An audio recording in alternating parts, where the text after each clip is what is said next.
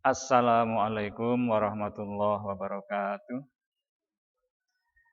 Innal hamdalillah nahmaduhu wa nasta'inu wa astaghfiruh wa na'udzu billahi min syururi anfusina wa min sayyiati a'malina. May yahdihillahu fala mudhillalah wa may yudlil fala hadiyalah. Asyhadu an la ilaha illallah wahdahu la syarikalah wa asyhadu anna Muhammadan abduhu wa rasuluhu la nabiyya ba'dah. Ya ayyuhan nasu ittaqullaha haqqa tuqatih wa la tamutunna illa wa antum muslimun. Qala Allah Ta'ala fi kitabil karim a'udzu billahi minasyaitonir rajim. Ya ayyuhan nasuttaqu rabbakumul ladzi khalaqakum min nafsin wahidah wa khalaqa minha zawjaha wa basa minhuma rijalan katsiran wa nisaa. Wattaqullaha alladzi tasaaluna bihi wal arham. Innallaha kana 'alaikum raqiba. Faqala ta'ala ya ayyuhalladzina amanu taqullaha wa qulu qawlan sadida yuslih lakum a'malakum wa yaghfir lakum dzunubakum wa may yuti'illaha wa rasulahu faqad faza fawzan adzima.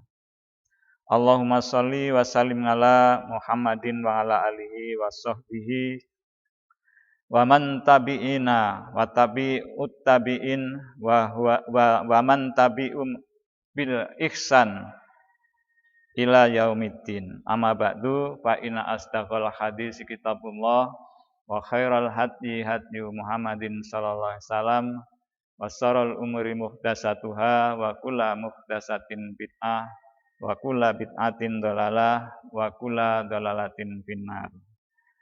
Jamaah Masjid RK Sudagaran yang dirahmati Allah.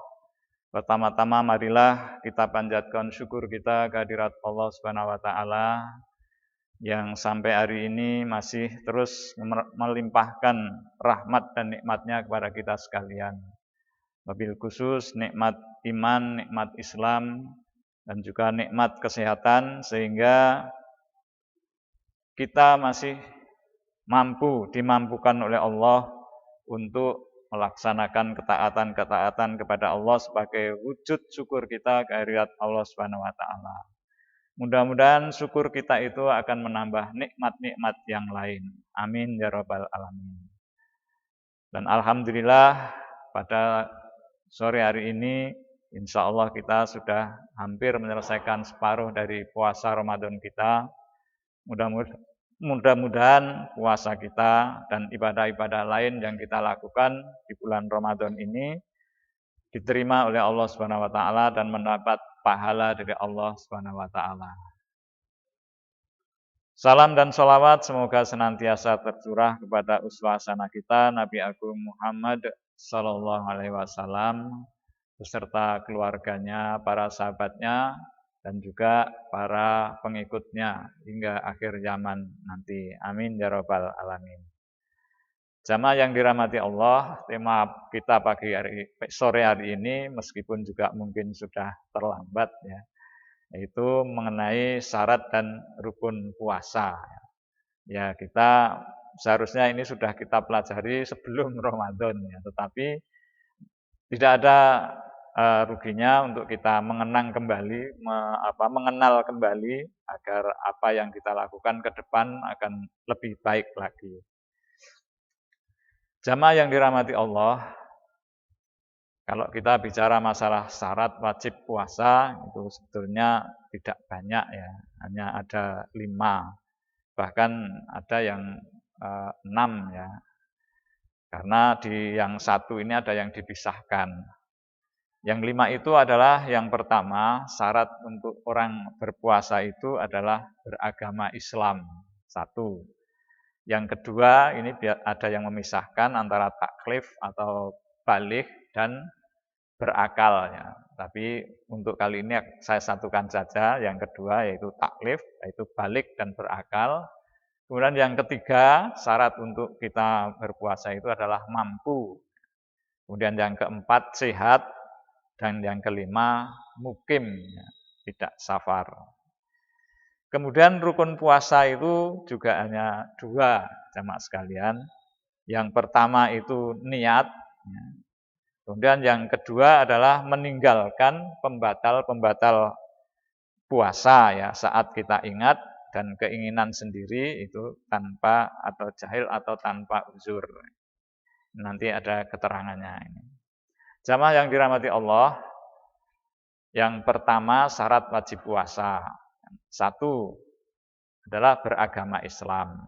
Berarti puasa itu tidak diwajibkan kepada orang selain Islam. Orang kafir tidak berkewajiban untuk puasa. Jadi yang berwajib untuk puasa Ramadan ini adalah orang Islam. Jadi orang selain Islam ya, yang tidak yakin kepada Allah itu tidak dituntut di dunia ini untuk berpuasa. Namun di akhirat ya itu tadi hukumannya langsung bukan karena tidak puasanya tetapi karena kekafirannya. Kemudian yang kedua, taklif atau dibebani syariat.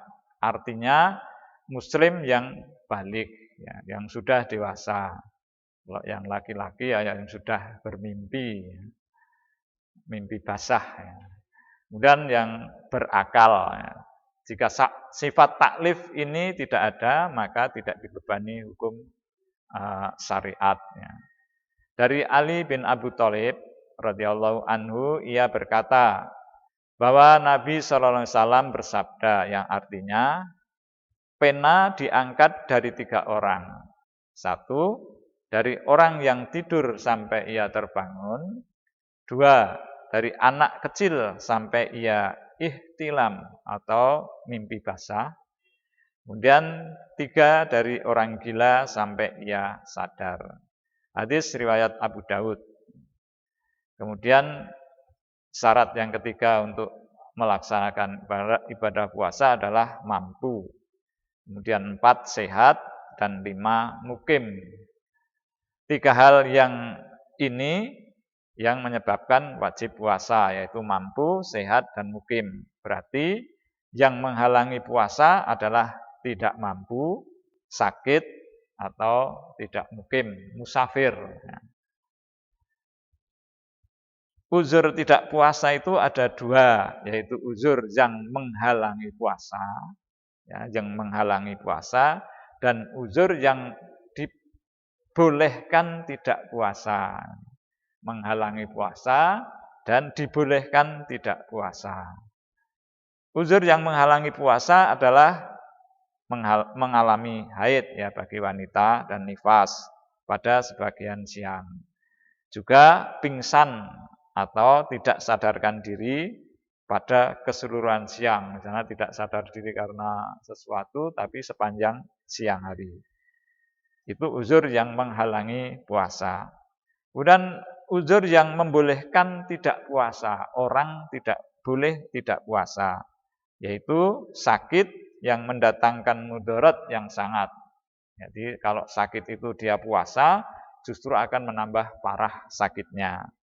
Namun jika berpuasa membuat sakit itu bertambah parah tadi, atau bisa membuat justru mereka yang kalau sakit kemudian puasa itu malah bisa meninggal dunia. Ya. Maka ini justru malah wajib tidak puasa. Jadi ini adalah yang membolehkan seseorang itu tidak puasa adalah tadi sakit yang mendatangkan mudarat yang sangat. Ya.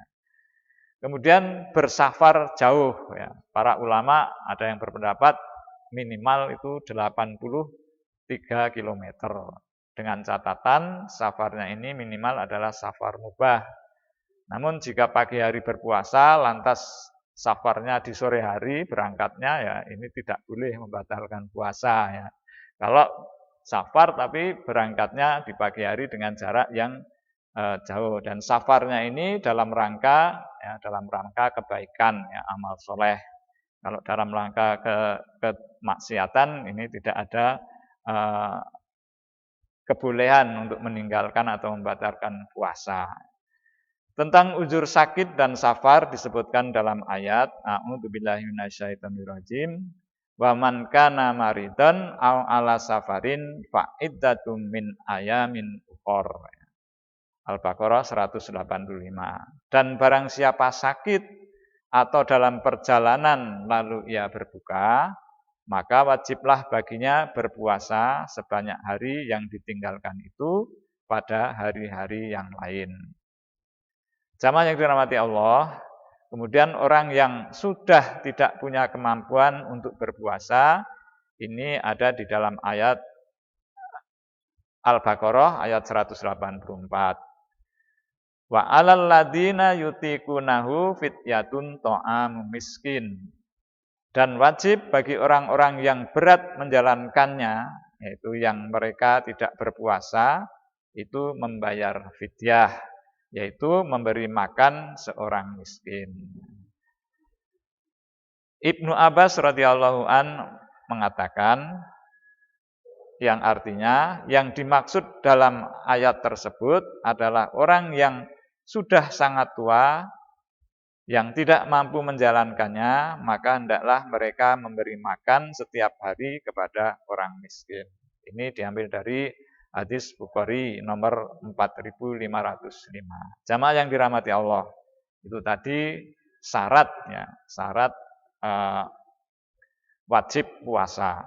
Kemudian yang kedua yaitu rukun dan niat puasa. Orang yang berpuasa ini wajib menjalankan dua rukun berikut ini. Yang pertama, niat puasa. Yang kedua, menahan diri dari berbagai pembatal puasa, dari terbit fajar hingga tenggelam matahari. Apa pembatal puasa kemarin sudah dijelaskan ya di dalam topik yang berbeda. Jadi niat itu berarti al-qasdu, ya. Bahasa Jawanya itu kesdu, ya. Bersengaja, berkeinginan. Niat puasa berarti berkeinginan untuk berpuasa. Letak niat adalah di dalam hati. Jadi tidak cukup dalam lisan, tapi harus sampai ke dalam hati. Dan tidak diisyaratkan atau tidak disyaratkan melafazkan niat. Jadi niat itu sesungguhnya ada di dalam hati. Berarti niat dalam hati saja sudah teranggapkan sah. Muhammad Al-Hisni berkata, puasa tidaklah sah kecuali dengan niat karena ada hadis yang mengharuskan hal ini. Letak niat adalah di dalam hati dan tidak disyaratkan dilafazkan. Kemudian Muhammad Al-Khatib berkata, sesungguhnya setiap amalan itu tergantung pada niat. Namun letaknya di hati. Niat tidak cukup di lisan, bahkan tidak disyaratkan melafazkan niat itu. Akan tetapi disunahkan untuk melafazkan niat di lisan bersama dengan niat hati. Jadi kalau dilafazkan ya harus diiringi dengan niatan yang ada di dalam hati. Jamaah yang dirahmati Allah, niat sudah dianggap sah dengan aktivitas yang menunjukkan keinginan untuk berpuasa. Misalnya ketika kita sahur, ya, pasti itu sudah ada di dalam hati kita itu. Ketika kita melakukan sahur itu pasti karena akan berpuasa. Ya. Ini juga sudah dianggap sah ya sebagai niat. Ya. Atau menghalangi untuk makan, minum, dan berhubungan suami istri setelah terbitnya fajar, itu sudah dianggap niatnya. Jadi hukum berniat adalah wajib dan puasa Ramadan tidaklah sah kecuali dengan berniat. Begitu pula puasa wajib atau puasa sunnah lainnya tidaklah sah kecuali dengan berniat. Dalil wajibnya berniat adalah sabda Nabi SAW, yaitu innamal a'malu binniyat. Sesungguhnya setiap amalan itu tergantung pada niatnya. Mutafakun alaih, hadis dari Bukhari nomor 1 dan Muslim nomor 1907. Jamaah yang dirahmati Allah, ketiga, ini sekarang kita coba syarat niatnya. Syarat niat diterangkan oleh para ulama, satu itu at-tabyid, yaitu berniat di malam hari, ini untuk puasa Ramadan, sebelum subuh. Jadi kita harus minimal sebelum subuh itu harus sudah melaksanakan niat. Jika niat puasa wajib baru dimulai setelah terbit fajar atau setelah subuh, maka puasanya tidak sah. Dalilnya adalah hadis dari Hafsah Minin radhiyallahu anha, Nabi SAW bersabda yang artinya, siapa yang belum berniat di malam hari sebelum subuh, maka tidak ada puasa untuknya. Ini dalilnya ya. Jadi niat puasa Ramadan itu harus dilafaz atau diniatkan itu sampai sebelum subuh akhir ya. Sedangkan untuk puasa sunnah itu boleh niatnya itu ketika kita sudah melaksanakan puasa. Ini dalilnya adalah juga hadis dari Aisyah radhiyallahu anha. Ia berkata, Rasulullah SAW biasa menemuiku lalu ia berkata ketika pagi hari, apakah kalian memiliki makanan? Jika kami jawab tidak, maka beliau berkata, kalau begitu aku puasa. Ini terjadi untuk puasa sunnah ya. Jamaah yang dirahmati Allah, jadi wajib berniat di malam hari. Kalau sudah berniat di malam hari atau sebelum subuh, masih dibolehkan makan, minum, ya, bahkan berhubungan dengan suami istri. Ya. Jika seorang berniat puasa Ramadan sesudah terbit fajar subuh, maka tidak sah. Ya. Kemudian yang dua, at-ta'yin atau menegaskan niat. Yang dimaksud di sini adalah niat puasa yang akan dilaksanakan harus ditegaskan. Apakah puasa itu wajib atau sunnah? Jika puasa Ramadan yang diniatkan, maka niatnya tidak cukup dengan sekedar niatan puasa mutlak. Dalilnya, Nabi SAW bersabda yang artinya, dan setiap orang itu akan mendapatkan apa yang diniatkan. Maka jadi harus tegas ketika kita niat puasa Ramadan, ya kita niatkan bahwa kita besok akan puasa Ramadan. Ya. Adapun puasa sunnah tidak disyaratkan ini takyin dan tabid ini. Sebagaimana dijelaskan pada poin 1 dan 2 tadi ya. Ketika kita ternyata pagi hari arep sarapan enggak punya sarapan, kemudian langsung niat puasa ya, itu sudah sah. Tetapi kalau puasa Ramadan itu harus diniatkan sejak sore hari. Kemudian yang tiga, at-tikror, yaitu niat harus berulang setiap malam. Niat mesti ada pada setiap malam sebelum subuh untuk puasa hari berikutnya. Jadi tidak cukup satu niat untuk seluruh hari dalam satu bulan. Meskipun ada yang berpendapat seperti itu, tapi sebagian besar ulama mengatakan bahwa niat yang puasa Ramadan itu adalah itikror, ya, yaitu harus diulang setiap malam. Karena setiap hari dalam bulan Ramadan adalah hari yang berdiri sendiri. Ibadah puasa yang dilakukan adalah ibadah puasa yang berulang. Sehingga perlu ada niat yang berbeda setiap harinya.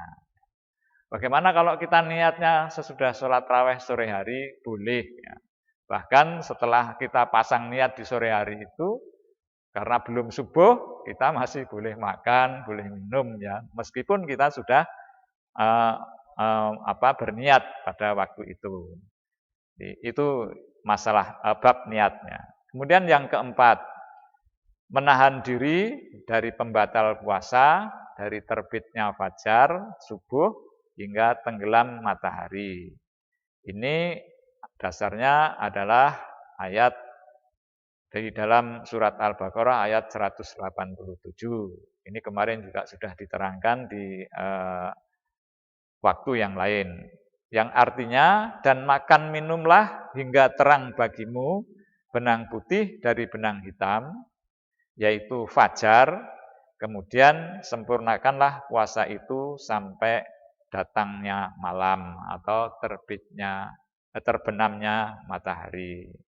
Jamaah yang dirahmati Allah, itu sekedar mengingatkan, mari kita koreksi diri kita ini, apakah niat kita ini, kalau syarat puasa saya kira semua orang yang berpuasa pasti sudah memenuhi syarat ya untuk berpuasa itu.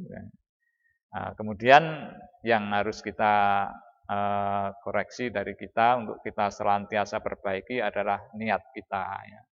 Karena niat kita itu akan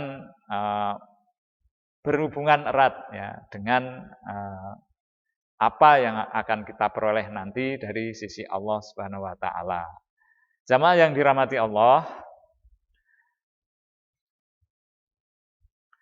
kita telah sering mendengar ayat tentang saum atau tentang puasa dan bahkan kita mungkin sudah menghafalnya, bahwa kata-kata di dalam itu ada kata-kata la'alla atau pasti. Sehingga kalau kita mengikuti syarat-syarat ketika kita menjalankan puasa itu, nanti kita akan menjadi orang yang bertakwa. Ini adalah tujuan orang yang bertakwa. Tapi untuk bisa semua itu tadi syarat dan rukunnya itu kita harus penuhi semuanya. Bahkan tidak hanya yang wajib-wajib di dalam kita menjalankan puasa, kita juga dianjurkan, dicontohkan oleh Rasulullah juga melaksanakan hal-hal yang sunnah-sunnahnya atau tatawu'nya. Maka insya Allah dengan semua itu kita jalani sesuai dengan yang dicontohkan oleh Rasulullah tadi, baik syarat, rukun, niat, kemudian sunnah-sunnahnya, insya Allah target ya diperintahkannya kita itu berpuasa, yaitu menjadi orang yang takwa akan kita dapatkan. Lalu mengapa kita perlu bertakwa? Nah, ini yang harus kita juga ketahui ya. Sebab manakala di akhir hayat kehidupan kita tidak memiliki derajat takwa, kita tidak akan bisa ya memasuki surganya Allah Subhanahu wa taala.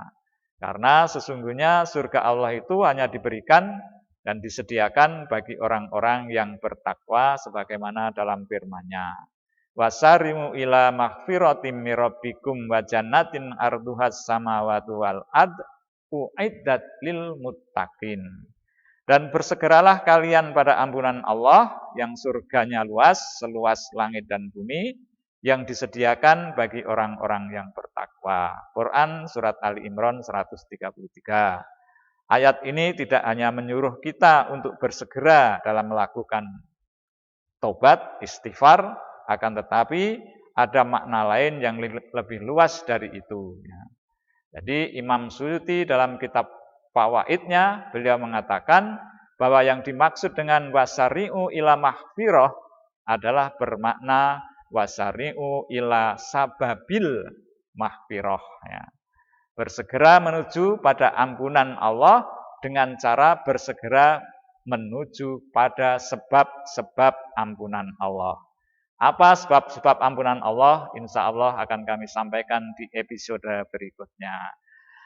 Mari pengajian kita hari ini mudah-mudahan ada manfaatnya. Selamat berbuka puasa. Kurang lebihnya mohon maaf. Assalamualaikum warahmatullahi wabarakatuh.